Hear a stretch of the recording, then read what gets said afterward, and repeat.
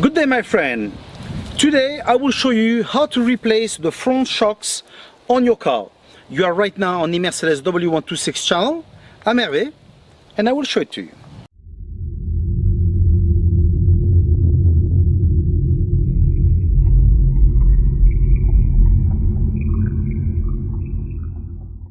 Obviously, for this job we will need a pair of new shocks. This is the one I've got for this job. Obviously there are several brands and several models. What I will do, I will place on the video as usual the reference number and the different brand that you can have. Usually for the front it should be all standard, doesn't matter what model of the W126 you have. The rear can be different. Okay, so let's now remove the front wheel and let's start the job. We'll open the bonnet and you see that nut that's here, that's what we're gonna be removing. For me it's number 17. Okay, so if I place it inside and I unscrew it, that will be okay, but I can see there's a bit of rust, and highly likely when I will untighten this, the central part will turn with it. Okay, so because I see a bit of rust, what I'll do, I'll place a bit of penetrating oil, and then I will hold this with you know, an adjusting spanner like this one. I will hold this and then I will loosen it. Okay, I won't take it off completely, I will simply loosen it. Okay, and then we'll go loosen the one at the bottom of the shock.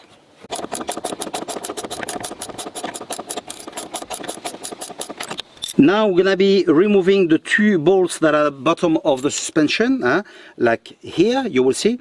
So for me, I've got two bolts of 11 millimeters. Maybe for you it will be different depending of the brand of the shock that you have. Okay, so I will use a ratchet with something a bit long like this to have access and remove it. Once it's removed, I will finish taking off the bolt at the bottom and we take it off.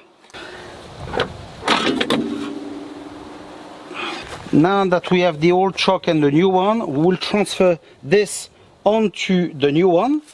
So we'll remove that rubber, we can discard it. We take this off, up, here we go, and we place it onto the new one.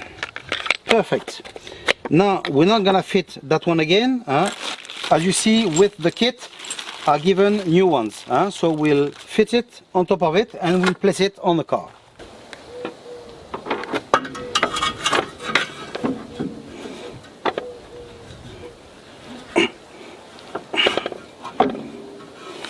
The new bolts at the bottom that are given with it have self-taping, so obviously I will place the new one on it at the bottom. Then we'll lock the top part. In case the shock give you problems to tighten the bolts, no worries. Take the dust cover and you pull it down, okay, and you pull the shock towards you a little bit. This will straighten a bit the shock, and then you will be able to tighten properly without any problems. Okay, once it's done, same thing again, you press it down and then you pull it into its position.